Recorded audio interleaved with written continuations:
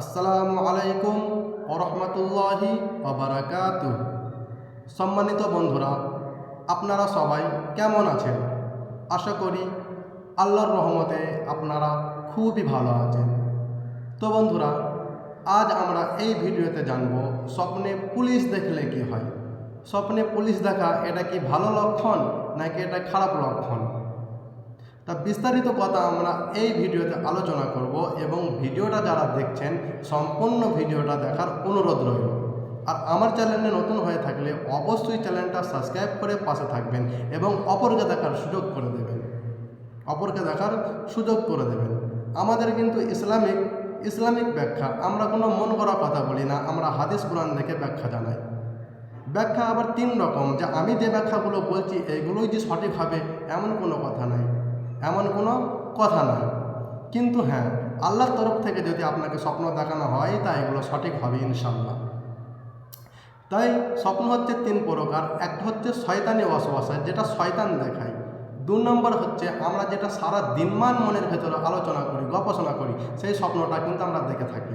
তো এই একরকম স্বপ্ন। তো এই স্বপ্নগুলো দেখলে কিন্তু সত্য হবে না, কিন্তু আল্লাহর তরফ থেকে যদি স্বপ্ন যদি দেখানো হয় তা আমি যে ব্যাখ্যা দিচ্ছি ইনশাল্লাহ এই স্বপ্নটাই সঠিক হবে। তো বন্ধুরা, স্বপ্নে পুলিশ দেখা এটা কিন্তু ভালো লক্ষণ। স্বপ্নে যদি কেউ পুলিশ দেখে, 1 নম্বরে বলছে স্বপ্নে যদি কেউ পুলিশ দেখে মানে সে মান সম্মান লাভ অর্জন করবে। 2 নম্বরে বলছে পুলিশ যদি স্বপ্নে আপনাকে গ্রেপ্তার করতে দেখেন তাহলে জানতে হবে আপনার শত্রুর নিপাত হবে। আপনার যদি শত্রু থেকে থাকে আপনার শত্রু ধ্বংস হবে। 3 নম্বরে বলছে স্বপ্নে যদি কোনো ব্যক্তি আনন্দের সাথে পুলিশ দেখে তাহলে স্বপ্ন দর্শনকারী চাকরি হবে বা কোনো লাভজনক ব্যবসায় হাত পাবে।